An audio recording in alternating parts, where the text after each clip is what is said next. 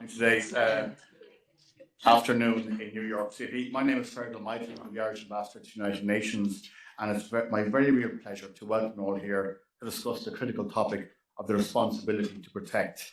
We were having a quiet conversation just before we convened here, and we said we're going to get rid of the acronym R2P, just to make it real. No acronyms in this meeting. The responsibility to protect. Obviously, I'd like to firstly thank the Global Centre for the Responsibility to Protect for their work in bringing this together. We've been collaborating with the Global Centre for many years, and it's work that we're very, very proud of. It's a partnership we're very, very proud of, because you're doing so much work to build the international commitment to responsibility to protect. And in that regard, I'd like to pay a particular warm welcome to Professor Gareth Evans, a founding member, and to Executive Director Savita Pawnday, who'll be moderating our discussion today. I'm also delighted to welcome to our panel Mo Bleeker, George Obo, Karen Smith, and my good colleague, Ambassador Evans-Sahnoun, who will be known to you all. And I think for us, it's a really rare pleasure to have such a gathering of both previous and current UN Special Advisors on the responsibility to protect. Next year, next September, as you know, will mark 20 years since the UN member states unanimously, I think that's really important, we unanimously adopted the responsibility to protect at the World Summit in 2005, establishing a global commitment to prevent and protect populations from genocide, war crimes, crimes against humanity, and ethnic cleansing. And ahead of this really important anniversary, for me, for Ireland, we remain firmly committed to this principle, because it requires us not only to think about and look after and protect our own populations, but also to think about how we support other countries globally in their efforts to protect human rights, the human rights of their own populations. Of course, in the years since its adoption, internationally we have faced clear challenges in preventing atrocity crimes. Our challenge must continue to be a collective resolve to prioritise prevention and protection of human rights, come what may, in whatever circumstances. And I think clearly in the times we live in, this is more important than ever. When we see the number of armed conflicts, arguably the most significant risk factor when it comes to the occurrence of mass atrocities, clearly those number of conflicts, the range, the geographic spread is rising. For us, prevention remains the most important tool in the arsenal, yet it requires more than words. As everything with the UN, it requires more than words. It requires sustained support, early action, and investment in peace building. And we have to really redouble our efforts towards prevention of atrocity crimes, including through early warning systems and strengthened supports. Again, earlier we were discussing the work that's been ongoing in the UN space, New Agenda for Peace, the Pact for the Future, some very difficult, challenging discussions in that space. And I think the difficulty of those discussions shows the challenges we face in the current context in reaching agreement on concepts around responsibility to protect. We know women are playing such a key role in the prevention of conflict and as actors of change.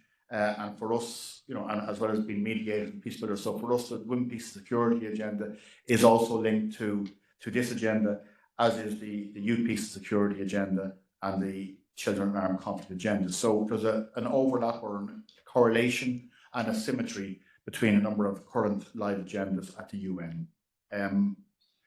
In all of this, we acknowledge the challenges we face, and we think it's really timely to come together now with the Global Centre, with yourselves, to have these discussions about how we protect this agenda, how we promote this agenda in our current context. So with that, I'm going to hand over to Savita to moderate our session. So thank you very much. Thank you.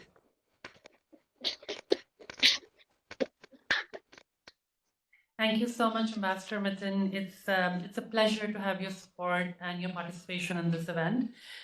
Good afternoon, everyone, and let me also welcome you to the annual Evans-Sahnoun Lecture on the responsibility to protect. As the Ambassador said, we have been hosting this lecture with you now for over a decade, actually. So it's a 10-year anniversary of this collaboration.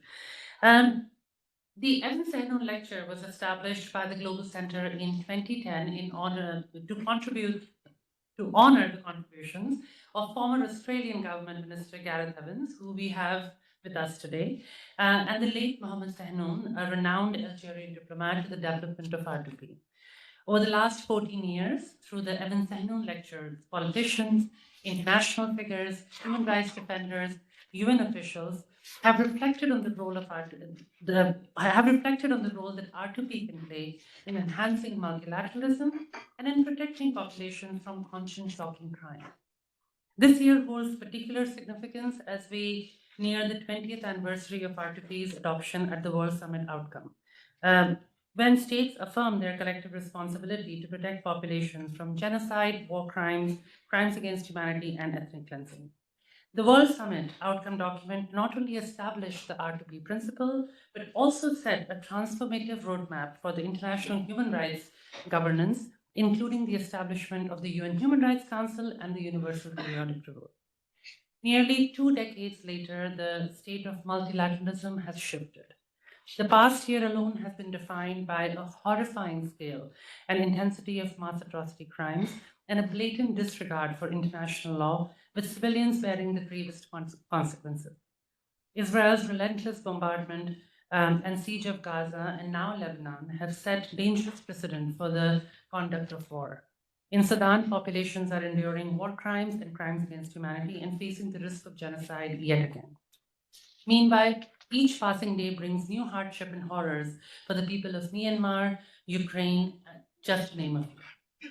Yet in the face of these converging crises, the responsibility to protect remains the only principle around which international community can unite to take action to protect population wherever they are.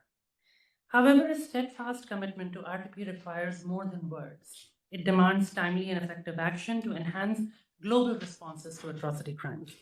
We hope that today's reflection will serve not only as a reminder of past aspirations and shared commitments to prevention, but also as a reaffirmation of R2P as an essential principle within our multilateral system. Instead of a keynote lecture, we will hear from a distinguished panel of current and former special advisors on R2P who will share their thoughts, their insights, current challenges, lessons learned about their role and their ability to affect the agenda. Before we begin, I would like to note that this event is being live streamed. And for those joining us in the room, please minimize movement and conversation to avoid disruption for our online audience. But before we begin with the panel discussion, I would like to invite Honorable Gareth Evans to provide us some inspiration and some rousing words to start the session. Thanks, Savita. Well, thanks very much to the Ambassador and the Irish Mission for hosting this event, to Savita, the Global Centre, for all the work that is done in putting it together with your support. I'm deeply conscious that lectures usually only get named after people once they're dead. I'm working on that. My infrastructure does continue to decay very rapidly, but nothing yet terminal, so hopefully we'll be able to say something useful to keep the ball rolling. We're all, I guess, in this room very familiar with Kofi Annan's challenge to the UN General Assembly in 2000 when he said, if humanitarian intervention is indeed an unacceptable assault on sovereignty, how should we respond to a Rwanda, to Srebrenica, to gross and systematic violations of human rights that offend every precept of our common humanity? It was that challenge which led directly through the successive mechanisms of the Canadian-sponsored International Commission on Intervention and State Sovereignty, which I had the honour of co-chairing with my dear, late departed friend, Evans-Sahnoun, in 2001, through the mechanism then of the Secretary-General's own high-level panel on threats, challenges and change, which I was a member in 2004, and then, of course, the UN's 60th anniversary World Summit of 2005 led to the conceptual creation and then the unanimous global embrace of the principle of the responsibility to protect.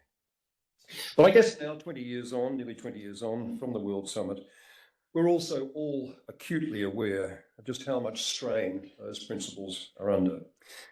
Following the breakdown in Security Council consensus since 2011 and the manifest failure to prevent or effectively respond to a whole new series of atrocity crime catastrophes in Sri Lanka, Syria, Myanmar, Sudan, Ethiopia, Ukraine, Gaza, and elsewhere, As a result of all that, a number of sceptical and cynical voices from both the global south and the global north, or if you prefer the alternative shorthand, the west and the rest, are being heard to suggest that the whole responsibility to protect norm creation enterprise has been a bust, has been a complete waste of time. Most disconcertingly of all to me, I have to say, is that some of the strongest original supporters of responsibility to protect are now ducking away from even using that terminology because they're anxious that it's counterproductive or unhappily receptive to some, or just simply a dead letter. So I think it's time, 24 years after Kofi Annan's challenging question, for another big question to be asked and answered. And it's this: if responsibility to protect is not the right set of standard setting principles and prescriptions to guide the international community in responding to unconscionable mass atrocity crimes, gross and systematic violations of every precept of common humanity, then what is the alternative? What conceptual framework is the alternative? Is there another set of principles that anyone can identify using different terminology, concepts, addressing both prevention and reaction, which is remotely capable of finding common ground between the global north and the global south, of the kind that we did establish and see happen in 2005, and in fact, which continues to a significant extent to exist in the General Assembly? Do we abandon altogether the search for a common, energising, normative foundation for our response to mass atrocity crimes and put all our focus just on ad hoc development assistance, institution building, those sorts of operational mechanisms, as important as they are? Do we abandon the normative aspiration? Do we make prevention the entire focus of our activity and abandon altogether the hope of effective response at the sharpest end of the reaction spectrum, if that's necessary, in those extreme cases where prevention has failed and people are dying in their thousands, or scores of thousands, or hundreds of thousands? If that's going too far, should we go all the way back to accepting that there is indeed a right of humanitarian intervention, which the big military players should, at their discretion and without Security Council or other constraints, be able to either ignore or exercise with all guns blazing? Or do we go back to the other extreme and accept, as some in the global south have always asserted, with buyers' degree of evident buyer's remorse, having gone along with the 2005 consensus, do we go back and accept that line that state sovereignty really is absolute, and that mass atrocity crimes perpetrated behind state walls really are none of the rest of the world's business? Do we retreat to acceptance of the kind of realpolitik whereby a US Secretary of State could say to his Thai counterpart, as Henry Kissinger did 7 months into the Khmer Rouge reign of genocidal slaughter in Cambodia in 1975, what he said was that you should tell the Cambodians that we'll be friends with them.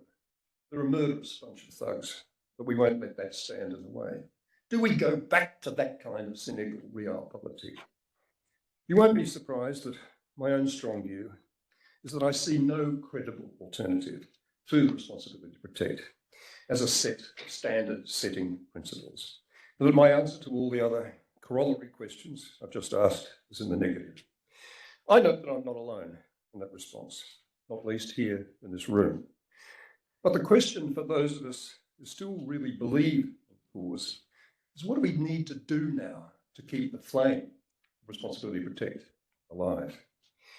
I think the answer for supporters of the concept and the governments of those of our countries who do have significant international influence and are willing to use it in this cause is to embrace two broad strategies in all their engagement and advocacy around atrocity prevention and response. First, to emphasise the successes as well as the failure of responsibility to protect. And second, to clearly articulate how it's, at the national level, it's in every country's own national interest to respond decently to conscience-shocking atrocity crimes occurring elsewhere, even if there's no direct or immediate security or economic return to that country in doing so.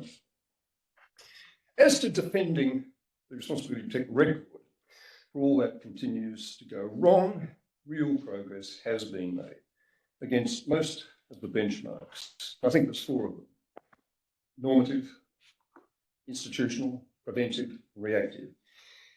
I think there's real progress against each of those benchmarks that we, responsibility to protect advocates, benchmarks that we set ourselves 2 decades ago can be measured.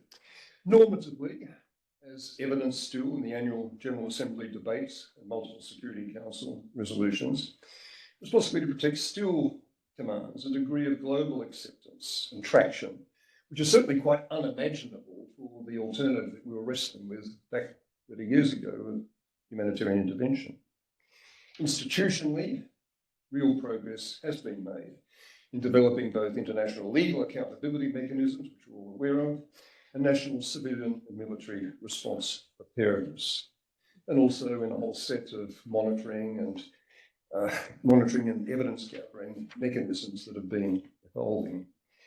Preventively, responsibility to protect driven strategies have had a number of under-noticed successes, notably in stopping the recurrence of violence in Kenya, the West African cases, Sierra Leone, Liberia, Guinea, Cote d'Ivoire, and Gambia, Kyrgyzstan, Central Asia. While also it's, I think, the case that volatile situations as Burundi, get recurring Security Council attention of a kind that was quite unknown to Rwanda with similar demographic unhappy dynamics next door in the 1990s. And all these points, I'm sure, will be made with more length, more detail by members of the panel. But we have to acknowledge that against the 4th benchmark, that reactively, ensuring effective response to atrocity crises which are actually underway, this is obviously the most sympathetic one can describe it, still work in progress. There have been partial successes one can point to, more often involving diplomatic than military pressure. Kenya, Cote d'Ivoire, Congo, South Sudan, Central African Republic, even Libya, at least initially, in stopping that massacre in Benghazi, 2011. But there's also, of course, been too many failures, not helped by the re-emergence of major power rivalry and obstruction in the Security Council. That said, neither China nor Russia have been totally hostile to the concept of R2P, with Russia even calling it in aid, cynically it might have been, to try to justify its initial assault on Georgia and Ukraine. So getting China and Russia to eventually return to a more consensual approach may not be, over time, totally lost cause. Though I have to say it would certainly help in this respect if the P3 could ever bring itself to acknowledge that it overreached in Libya in 2011, perhaps acknowledging the utility of the attractions of that complementary concept of responsibility while protecting, which was being advanced by Brazil at the time, and which I think deserves another lease of life in this ongoing debate. So the record, I think, is a mixed one, but there's plenty of successes to point to, and plenty of reasons why that norm should be up there in lights as an energizing principle for international and national response to emerging situations. As to my second strategy, advocating for effective response to be taken seriously as a key national interest, not just something best left to missionaries or Boy Scouts or those totally naive to the realities of domestic politics. I've long argued that foreign policy makers, and those in the media and elsewhere with influence on them, far too often still think of national security in terms of just the traditional 2 boxes. Think of national interests in terms of the 2 traditional boxes of security on the one hand and economic prosperity on the other. I've been arguing for years that we need to think in terms of every country having a 3rd national interest. And that's the interest in being and being seen to be a decent country, what I like to call a good international citizen. Being, in other words, the kind of country that cares about other people's suffering and does everything it reasonably can to alleviate it, even if there's no direct or obvious security or economic benefit to be derived from doing so. And one of the key benchmarks for being so regarded as a decent country, as a good international citizen, is doing everything one reasonably can to prevent and halt the horror and misery of war and mass atrocity crimes, and to alleviate their consequences, including for refugees fleeing their impact. My argument is that being and being seen to be good international citizens is not just a moral, it's a national interest imperative. The returns, as I see them, from good, selfless international behaviour are more than just warm inner glows. They come, I think, in three directions. They come from the instinct for reciprocity that such behaviour generates. They come from the impetus to collective problem solving that comes from bringing a cooperative, not just wholly self-interested mindset to the negotiating table when it comes to the big global regional public goods issues. And above all, returns a reputation, what we now think of as soft power. Countries so perceived are countries that others want to invest in and trade with, to visit, to study in, and to trust in security terms. And also, I think it needs to be said that when it comes to the domestic politics of international decency, there is actually plenty of evidence that our publics are far more supportive of genuinely selfless behaviour than are most of the politicians who fear their negative reaction. Just two more quick points on my to-do list before I conclude. I think it's really important to keep giving material support to those often financially strained civil society organisations like Global Centre, Responsibility Protect, like the Asia Pacific Centre, the RTP, like the Global Responsibility Protect Journal, who are striving mightily in their different ways to keep Responsibility Protect flame alight through their research, their advocacy, their support for critical mechanisms and positions like the UN Friends of RTP and the Special Advisor's position. So many superbly dedicated and selfless holders of which position are with us here today. Last but not least, I think it's crucially important for us all to stay optimistic. If we want to change the world for the better, we have to start by believing in the possibility of change. Optimism is self-reinforcing, just as pessimism is self-defeating. The concept, Responsibility Protect, has shown itself capable of capturing genuine cross-cultural repulsion at the kind of atrocities which have killed, let's remind ourselves, some 80 million people during the course of the last century. It's capable of doing so in language which for most people is instinctively attractive, not the right to intervene, but the responsibility to protect. And it's capable, as we've seen in 2005, of creating consensus for action where none at all previously existed.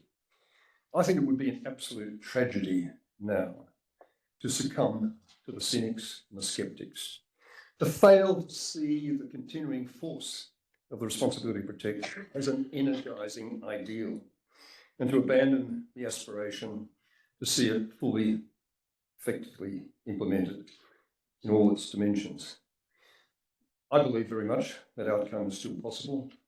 I hope very much that you share that belief and act upon it. Thank you.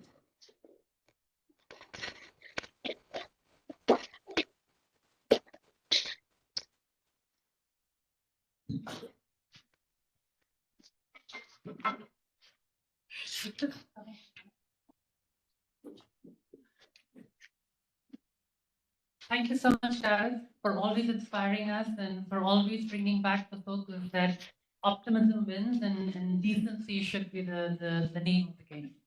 And now I would like to turn and welcome our panel. On my far left is the current Special Advisor for Responsibility to Protect, Hon Lecture. After her, we have George Okoth-Obo, Ambassador Evans-Sahnoun Lecture, and Karen Smith. Welcome to this panel, and it is such a pleasure to have you here with us. And I also want to acknowledge the special advisors who are not here today, Jennifer Welsh and also the late Edward Luck. his groundbreaking work and his groundbreaking report on the responsibility to protect has really laid out the groundwork for how to implement R2P. And I would like to acknowledge Dana Luck, who's here with us today to mark the special occasion. It's been a privilege to work with you and learn from you for so many years. So today we're just going to pose a couple of questions to each one of you and hear you reflect on the 20 years of R2P, where we are and where we are going from here. So Mo, I would like to start with you with the first question. How has the responsibility to protect changed and evolved over the past 20 years? Should I take this next one?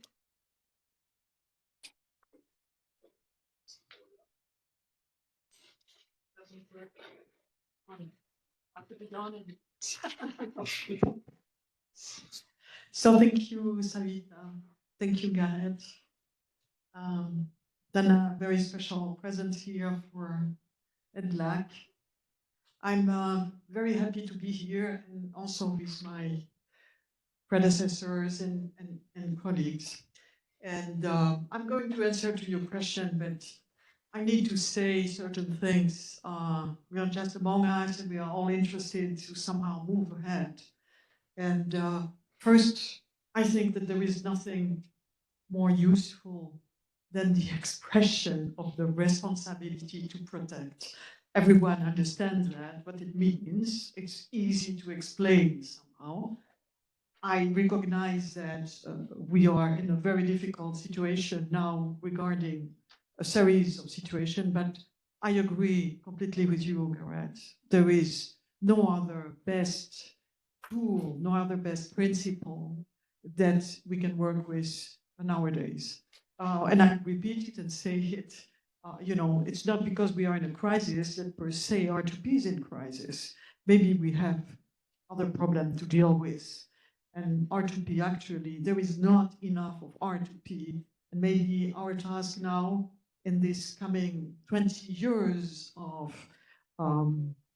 commemoration of the emergence of R2P is to rethink about a series of questions. So first, I would like to say, Savita, that these 20 years actually have been a series of years in which conceptually it has been enormously developed.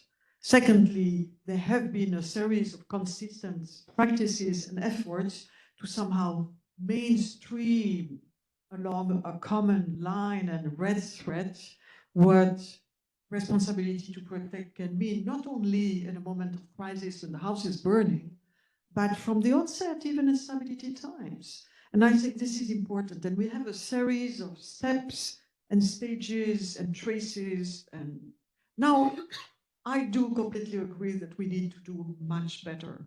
But I'm not willing, and I don't think it will help us in any way, to change either the wording. On the contrary, I think we should explore this in a more, I would say, consequent way. The second element I want to say is that we are in this very tragic moment. I mean, I'm thinking about what's happening now to people in Gaza, in Lebanon, in West Bank, in South Sudan, in Myanmar, in Ukraine. The Security Council has not been able to agree on modalities to stop that. Does it mean that we should stop? We should give this up? No, the contrary. Maybe we have to take it all over and think, okay, how are we going to cooperate along the lines of decisions we have to take along the way? Where are we failing in taking the right decisions and why? It doesn't mean that we have to give up on this extraordinary affirmation to say my legitimacy and my sovereignty as a state has to do with my capacity and my commitment to protect my population against atrocity crimes. Okay, so this said, I think I was saying we are living an extraordinary and special moment on one hand to see that we need responsibility to protect to be really acted upon at all levels. Secondly, we have a lot of progress at national level. There are some commissions to prevent atrocity crimes or genocide crimes with atrocities who have several names, who have made an extraordinary work. There are around 15 such national commissions. Now, what is still missing is how this national intent and national experiences are cooperating with the regional level, and how this national and regional level are cooperating with the multilateral level. In this time where there is a lot of I would say, aspiration to a decolonization culture, a decolonized culture, I think it's a unique moment to say to the people, don't mix it up. I mean, if you think that responsibility to protect at pillar 1 and 2, I would say at national level and regional level, are useful, and you want to abide to them for your own legitimacy and for your own society, so what are you suggesting? How are we going to work with the multilateral level? What is your suggestion in this moment in which you would like to shape another kind of international cooperation? I just leave it here, but I think that we are here at this moment because of the many failures, lessons learned, but also because R2P exists since 20 years. Absolutely. George? Same question? Yes, the same. Okay. So, posed as a question of what has happened to R2P in the last 20 years, depending on where you looked at that question, for instance, at the global level, I would repeat as my own words what we just heard from Professor Evans. It's a mixed picture, it's still contested, but truthfully, if you look in government discourse, popular discourse, and so forth, R2P is inescapable. It's not something which does not exist. So I'll just, for the sake of time, leave that there, but turn to a test which is much more troubling. And that is this. 20 years ago, why did R2P become necessary? It's because of mass murder. By that test, have 20 years made a difference? I would say we are at the point where if there was not R2P already for 20 years, it would be necessary today. And for the people who face risk or actually face atrocity crimes, in terms of applying this regime to save lives, save these people from jeopardy and so on, we are still at the same place, if not worse. So allow me then to continue a little bit the discourse which Gareth invited us. So what next? Number one, we need to shift and angle the responsibility to protect discourse critically away from discourse to implementation and operationalization of R2P on the ground. And in that shift, the same emphasis at global level will remain, but the regional and national level will and must rise much, much higher than where we are today. Because when we go to the issue of implementation, we will have to engage much, much more with a degree of customization and localization that has not been developed right now. Look at the African Union, for example. At regional level, it is the only framework in which R2P is actually mandated normatively. But I guarantee you that if you go to African Union headquarters, like I've done both in my previous roles in the United Nations and as R2P, you will not find a single person with whom you can have a conversation on R2P with. But change that into a discourse of the defense and security of the content, of safety and so on. Now we are talking. And now you can find an entry point to understanding why did Cote d'Ivoire happen? Why did we have AMISOM? Why did we have Chad? All of them mandated under the African Union framework and delivering for us outcomes which R2P would like.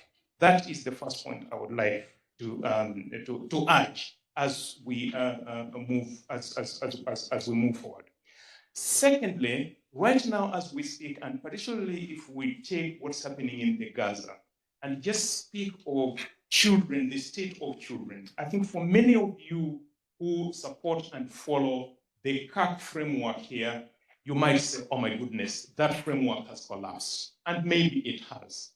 But it has one very instructive lesson for R2P which has to be picked up, which is this, that if you look at CAP, if you look at the SDGs, if you look at WPS, if you look at YPS, they are architectured end to end from analysis, parameters for example, the 6 unacceptable crimes, to then where that analysis would be brought, an actual consequential discussion which will lead, for example, depending on how a situation is judged on whether it falls on compliance or not, an actual plan which has to be implemented over a 1-year cycle and be brought back at none other than the Security Council.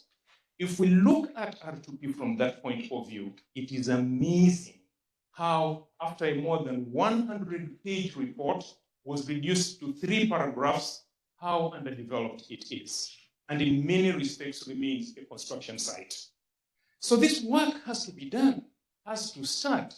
The number of positive steps that have been taken in this architecturing an actual system of accountability from analysis through to response that we just had, that is put up and set up to mirror, and I've just referred only to CAC, but there are others. I used to work for the High Commissioner for Refugees.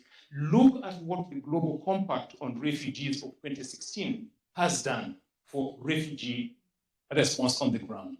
So that also needs to be taken up. I have 2 more and I'll shut up. One of them has to do with those of you in this room, states that particularly support R2P, both here, but also really in order for R2P to realize the outcomes on the ground that it should. When I was preparing for this job after I'd been appointed, one of the things I used to hear, George, you are African, you're going to work for R2P. Don't you know what R2P is? It's, you know, an imperialist, you know, colonial base and so on. And all that the states that support this wave at it is for intervention. Do I think there is too much foreign policy objectives in the support for R2P? I don't. What do I feel? There is too little. And there must be much more. How many states would be ready to consider conditionalizing bilateral cooperation, including financial and economic collaboration, to say there has to be critical compliance in things that save people before we sign that deal that will bring X million dollars to your portfolio? I mean, that's where we need to go.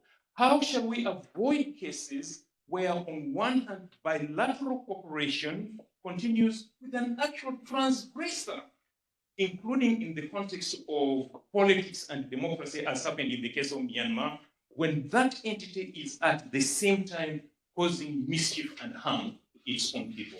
It's clear that these two do not square up. So if you wanted to retain just one message from George from this event today, it should be this: more rather than less R2P at the global level. And then finally, I finish. And that is, as we look forward to the 20th anniversary, what are some, and I'll just pick one. I believe that we should continue to collateralize and maximize how all the different instruments come together, whether it is the human rights sphere, whether it is in economic development, wherever that can serve R2P.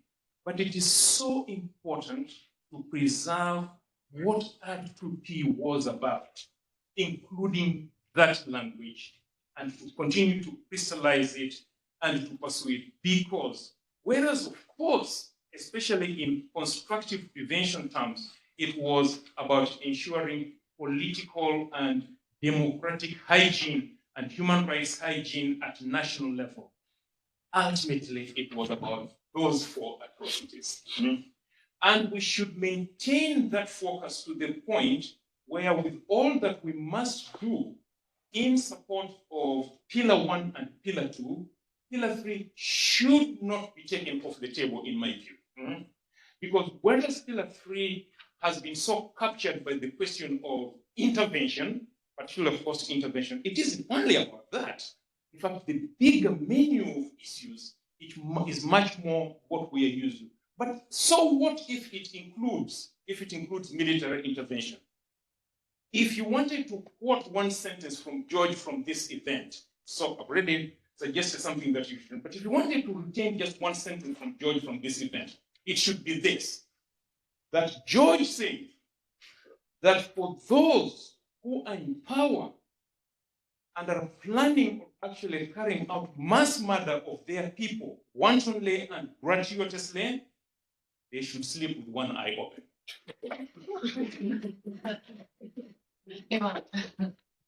Thank you.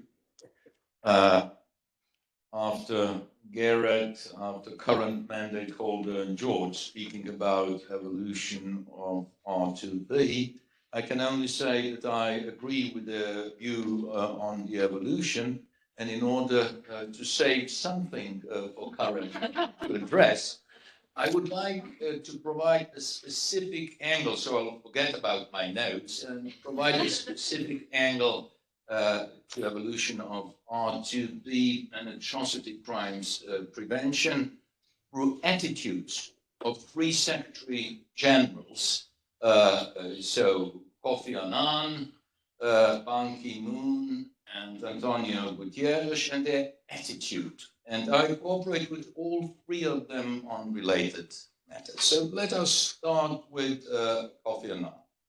As Gareth mentioned, Kofi Annan personally was very much involved in development of that concept, and he briefly described how the report on humanitarian intervention has been produced. Now, when it was produced, humanitarian state sovereignty and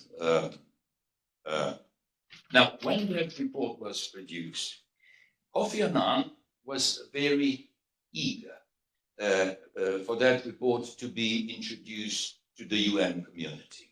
Unfortunately, we had a President of General Assembly who was skeptical about the report. So he has forbidden to Secretary General to launch the report on UN premises. So, Millennium Plaza Hotel was rented for Secretary General to produce a report produced by Gareth, Mohammed, and the rest of colleagues for that report to be produced. And PGA refused to participate at that launch. President of ECOSOC refused to get involved. At the time, I was vice president of ECOSOC, so I was involved in that event together with the Secretary General, Gareth and Mohammed. And from the response of people who were gathering outside of UN premises to that report, it was clear that it captured the imagination, as George was pointing out. So the personal commitment of Kofi Annan to the concept of responsibility to protect was very strong. Then came Ban Ki-moon. He had much fewer references to responsibility to protect, but he really was aware of the importance of human rights for atrocity crimes prevention. So he was pushing very hard for the establishment of a post of Assistant Secretary General for Human Rights in New York, and he managed to push it through only in his third attempt. 2 times it was shut off by the Fifth Committee.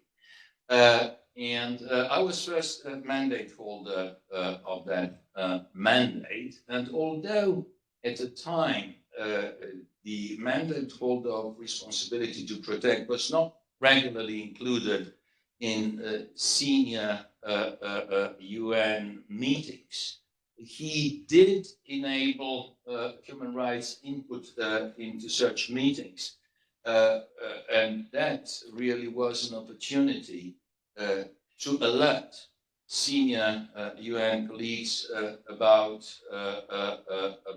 atrocity crimes spread in real time and to influence their decision making.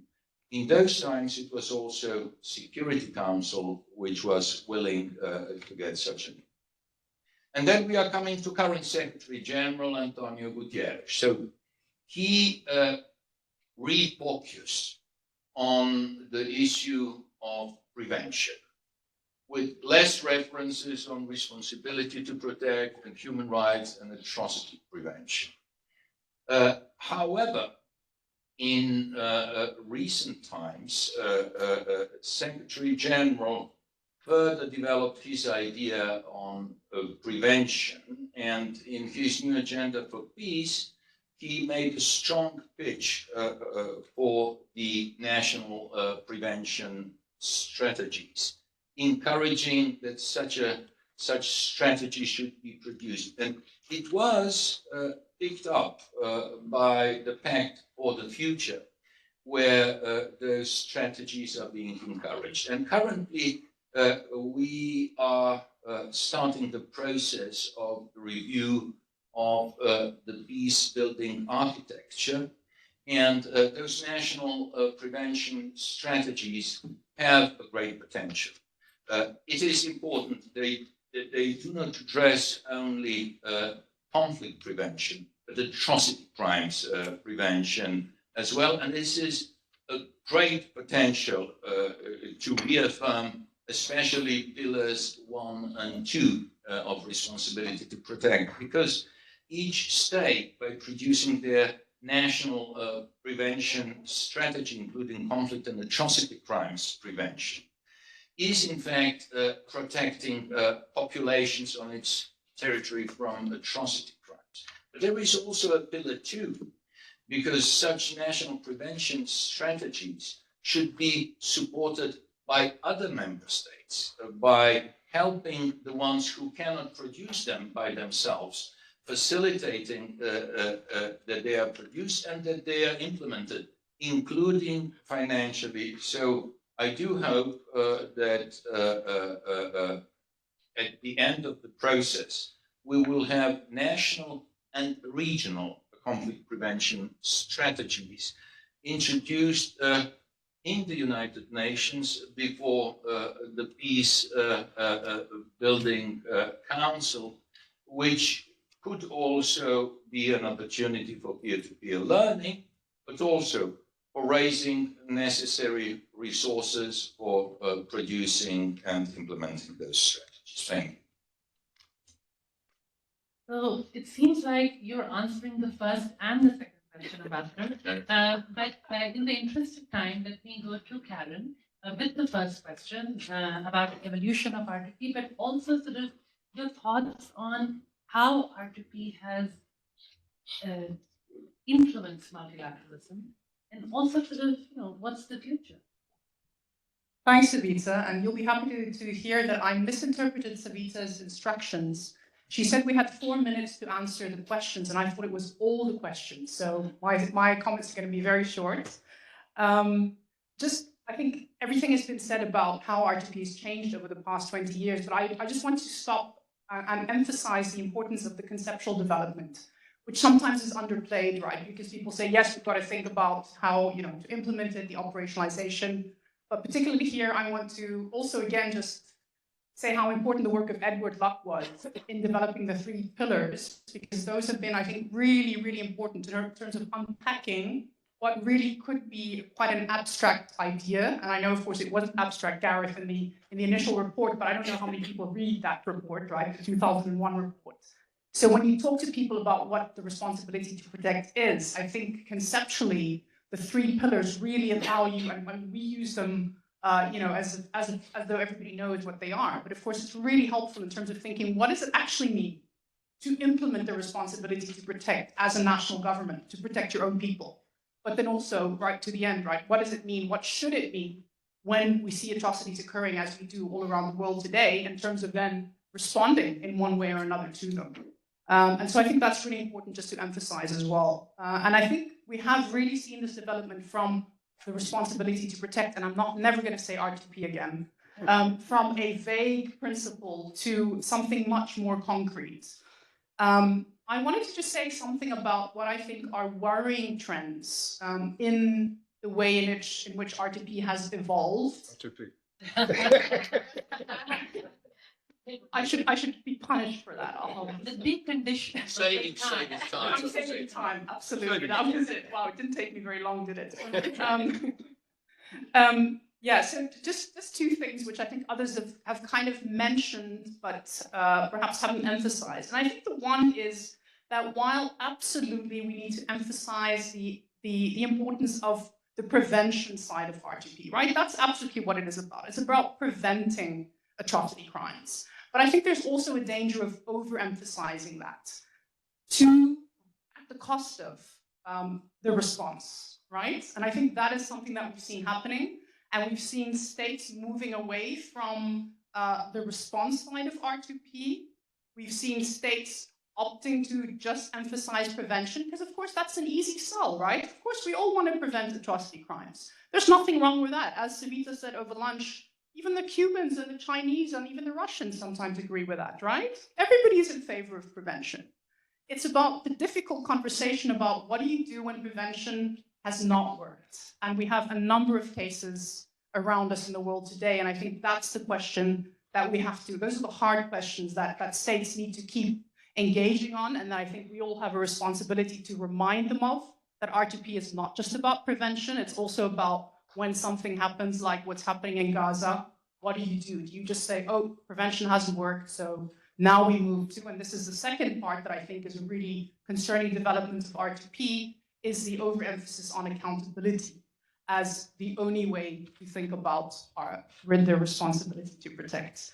Again, this is not to say that accountability is not an essential part of both the prevention cycle, but of course the entire idea of atrocity prevention and response, right? But it cannot be the only response. And again, I currently live in the Netherlands, and I see the Dutch government moving very much towards a pure focus on accountability. So after the fact, so right, let's watch the people getting murdered, essentially. And then what we will do is we will make sure that there's an investigative mechanism that's created at the UN to then document what has happened, and then perhaps to then possibly ensure that people are held accountable for that in the future. So those are things that really have concerned me watching this unfolding over the last few years. Sorry, I've spoken more than this is what happens, right? So I'll move on to question 2, if I can. I'll go straight into that.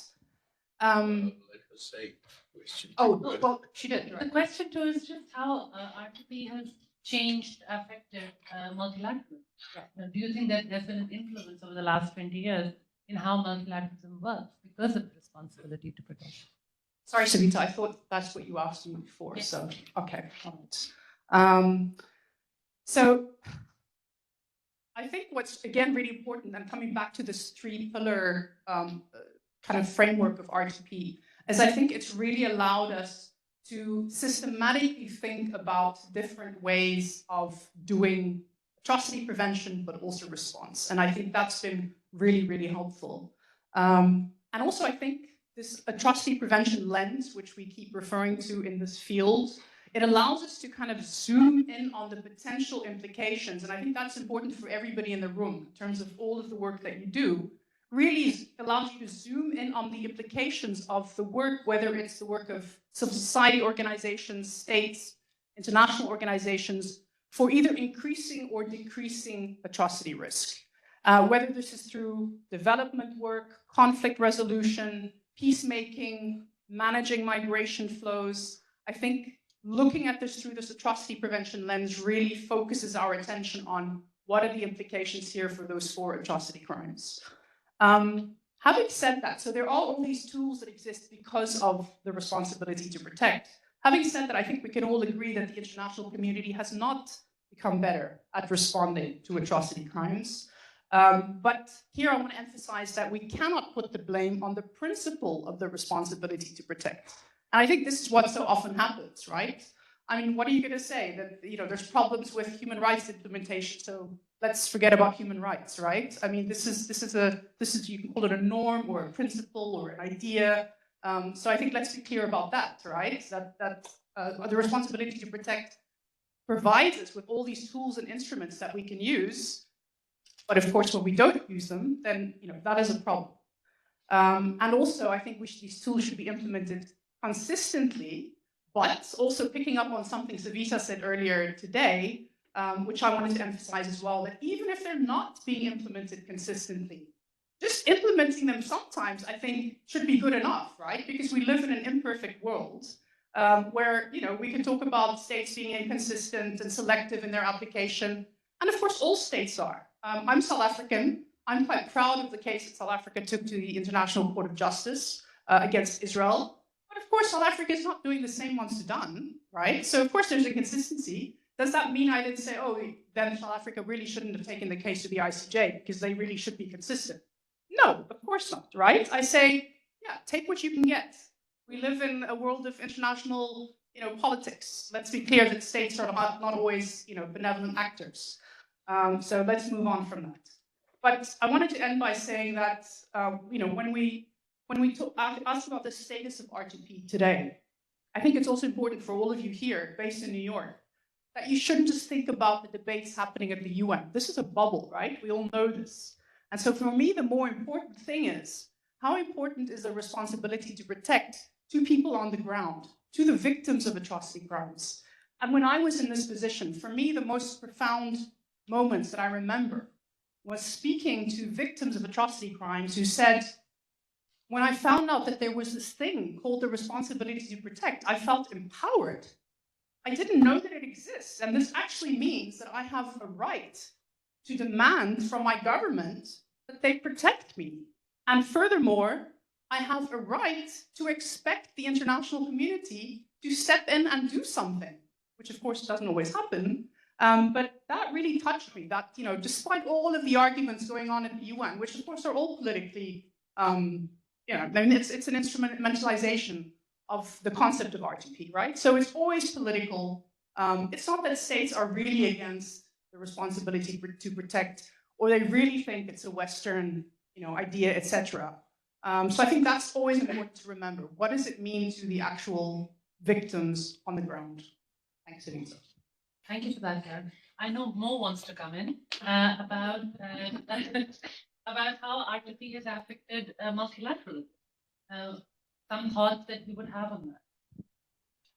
I didn't know I wanted to come in, but I'm coming in. I am volunteering you. Thank you. But listen, I think it's very important that we situate or locate ourselves in the long history, or longer history. Remember decades of genocide prevention, work and studies, and very much geared to the history, but trying to elicit early warning signals. And decades and communities and groups and academics, and that is there, and it's still a capital that we can build on. But the vehicle is missing. A vehicle, and the vehicle is a responsibility to protect. Why? Because it addresses two issues. Based on this information, you know what kind of prevention intervention you need to do at your national, regional, or multilateral level. These are actions, these are responses. Prevention is not a fluffy, just way of looking at things. Think public health prevention. It's understanding that the flu can become a pneumonia tomorrow. So the action is now, today, when the flu is here, I take a series of measures to avoid pneumonia, pneumonia being the atrocities. So it's a series of action and answers and responses which are based on the capacity to take early warning seriously, which are based on the capacity to know what kind of actions and response you can have at all pillars, not only the third pillar, but also the primary pillar, which is at national level, and which has protocols of cooperation between the national, regional, and the international level. And I believe that this is where we have a little bit arrived in terms of R2P. We need to design that vehicle much more better. We need to agree on protocols of cooperation between the different levels, and we can do that. So I want to give a series of examples. First, I want to reiterate that the responsibility to protect has become a kind of cultural reality. Okay? You can't now not take this into account, right? And I think that's important at multilateral level. I would think it's missing at national level and regional level. And we have to make prevention and protection and the relation between the two something much more concrete. But think about the work that has been done that is not being integrated in the overall narrative of the world of R2P, but for example, the civilian protection and security institution. Think women, peace and security agenda, right? It's our duty now to implant the vocabulary, the imagery, the narratives of R2P into it, to give it a stronger and more lasting impact during all the stages of the different issues and evolution or escalation of different elements. Think about the 13 or 15 national atrocity prevention commissions that are existing and their impact. And these are state, civil society, and experts commissions, a little bit analogic to the COVID commissions. They're existing. And these very states, I don't have time now to make a list, but other ones were also involved in resolutions at the UN when serious situations are taking place. They are voting in the right directions in the General Assembly. So we observe that a series of member states are actually implementing R2P at the 3 pillars, but we should work on the narration of that. We should make this much more to happen, and we should highlight this example. The whole mention that you were doing, Karin, about the mobilization through the International Court of Justice by states who are well or less well taking the responsibility to their own population, but they have been engaged with such an extraordinary creativity in implementing this responsibility at multilateral level. Let's take these things into account and let's celebrate them as something that would not have happened in such a way 20 years ago. Think General Assembly and the recent resolution that are clearly an expression of a commitment to prevent and protect with this responsibility to protect perspective. And last but not least, I mean, also to highlight a little bit the future. I think we pretty much agree on what needs to be done and what should be the next steps. The report of this year is calling with one only recommendation to take stock of what has been done. And I think we are lacking a lot of references, elements of narrative that are inspired by the responsibility to protect, that are being mainstreamed in the strengthening of human rights, the strengthening of policies against discrimination, and you name it. But let's capitalize on it. It's existing, right?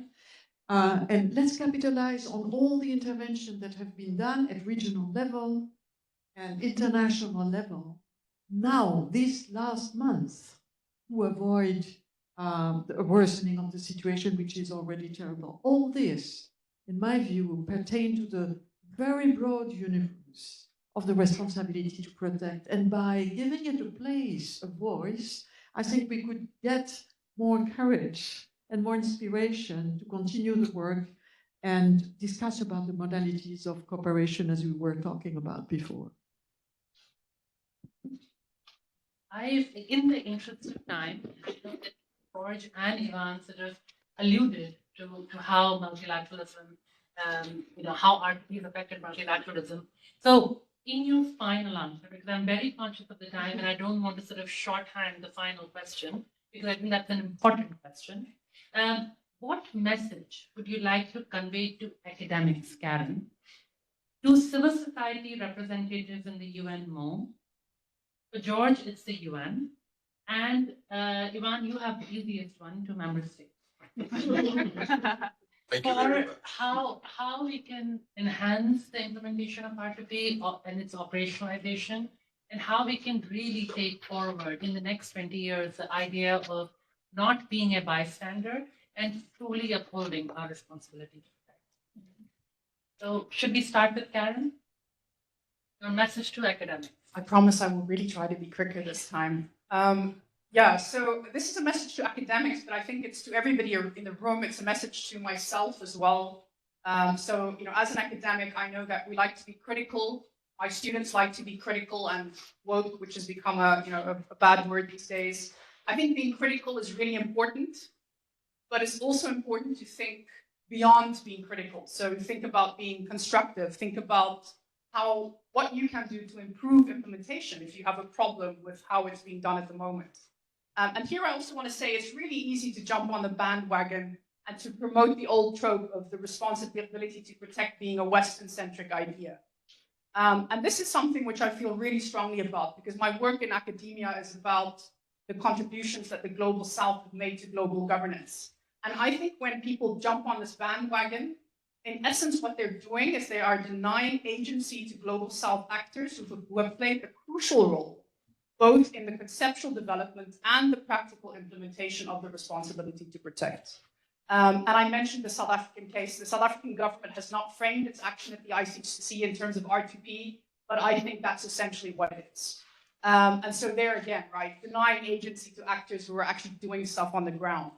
And so not only is this in itself Western-centric, but it's also highly offensive to insinuate that only Western actors have the capacity for so-called liberal moral thought and action.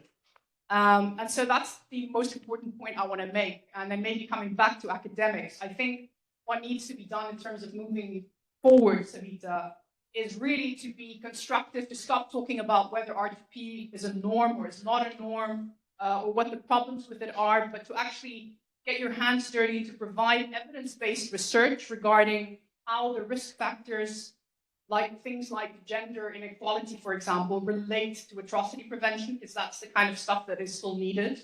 But also I want to say that the onus is not just on academics, it's also on organizations like the United Nations.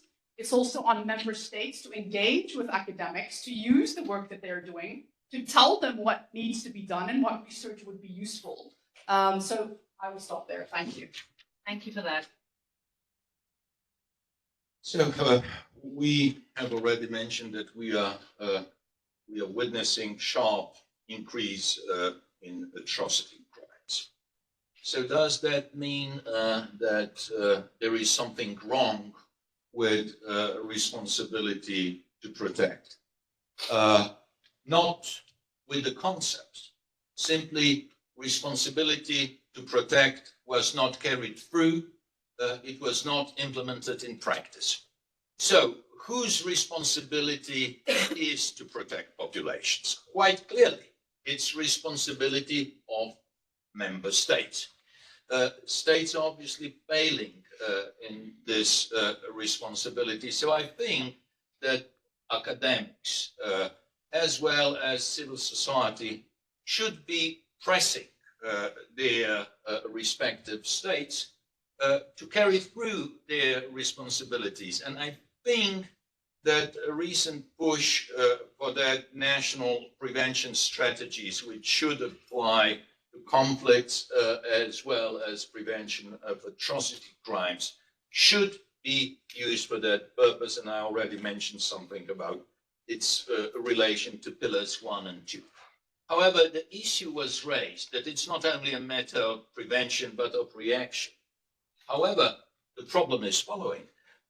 In time of the report on state sovereignty, there wasn't a clear notion that reaction, if states are systematically not carrying through their responsibility, should go through Security Council. In 2005, articulation of R2P responds for manifestly failing their obligations to provide response goes through the Security Council. And we know how responsibility to protect is perceived by the Security Council. There are fewer and fewer country situations and crises that are being dealt with the Security Council in decisive manner. So yes, we should all contribute to pillars 1 and 2, but we should press the Security Council collectively to do its duty. And its duty is clearly stated in provision of the Charter to prevent future generations for scourge of war. What are scourges of war? Those are atrocity crimes. So it's a job description of the Security Council. So let's press the Security Council to do their job, and also press them to stop using and misusing their veto power in cases of atrocity threats. Thank you. Sorry, is it me? Yeah. Okay. Okay, here we go. Sorry about that. Okay, if I had to state it as an omnibus program goal, it is this: to shift increasingly towards implementation and operationalization of R2P, above all on the ground. So you ask me, what does that mean? It includes the following. Number one, here, the UN, and I think this is a leadership issue, to make very clear that the responsibility to protect is an institutional imperative, and that leadership and the institution on a horizontal and vertical basis stands behind it, including readiness to take the risks that come with it. This is number one. Number two, to increasingly go more and more towards what is more commonly described as results and outcome-based programming. When I came to this function, I thought my job was going to be, we have these are the risk situations. Therefore, we as a UN are going to do this. Your work is to work with everybody across other departments and to make sure that we respond, that we operationalize. The core of my job was to write a report, which was discussed once with no outcomes, with no conclusions and so forth. So if you compare this, I've mentioned them before, CAP, WPS, YPS, SDGs, GCR, the Global Compact, etc., etc. What is one big difference that R2P at the UN must borrow for? It is results-based programming across the year. And when I walk into the Irish permanent missions to talk about resources, we reference to the outcomes which I will achieve over the next 12 months. What is the next thing I would like to urge? To shift increasingly away from thematic discussions to situational discussions. That, a theme on, the children and R2B, that's important, but nowhere as important as what is happening today in the Sudan and what can we do about it to turn the slope in that area. Two more. One of them I've mentioned before, but this importance of increasing the hegemony of the regional and the national axis. That they must appear much, much more, because that's where the footprint of response in a way that makes a difference to people who are at risk will be realized. And finally, a word about civil society, including organizations such as our host today, but academics have also been mentioned. Quite frankly, in many ways, I would say that civil society is today, if not really the true mandate holder, then at least the true mandate deliverer on R2P. Proselytization, advocacy, analysis, etc., etc., you will find it there. I want to leave a very, very strong call for civil society to be supported, not only at global level, but for us to start seeing how does that look like on the ground, and in ways in which their activities can be supported to yield outcomes for the responsibility to protect. Hon, the last word. Okay, I will speak very clear. You won't understand anything. No. each of us, member states, civil society, the UN, clarify the concept you are working with. Clarify the relation between prevention and reaction, because we always react when we use the tools of prevention. To the UN, break the silos. We won't go anywhere else. We won't accumulate strength. Break the silos. Think, integrate the responsibility to protect lands all over, all your preventive actions, all your programs. Think flu, preventing pneumonia at the end. Think hate speech, preventing atrocity at the end, all over your programs in human rights, and then all the other SDG goals, but also in the protection. And to the civil society, claim and reclaim. The only legitimacy of the state is when it can act also in cooperation with civil society. That's simple as that. And so claim and reclaim, be there, fight for it, give your lights, give your insights, work with academics, and support this office and the realization of its work, because we have now 20 more years to go. And we need to be much more efficient. We need to have results, impact on the ground. R2P needs to be seen happening, as we say, for justice. And so we need all of you, and each of you very engaged. Thank you. Thank you so much. Unfortunately, we have a hard stop at 4:30 because the special advisors now have to go for another meeting. But I would ask you to give them a big round of applause. So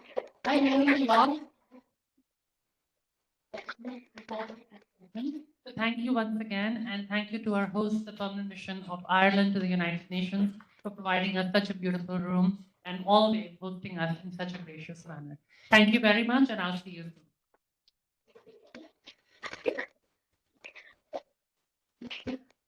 soon.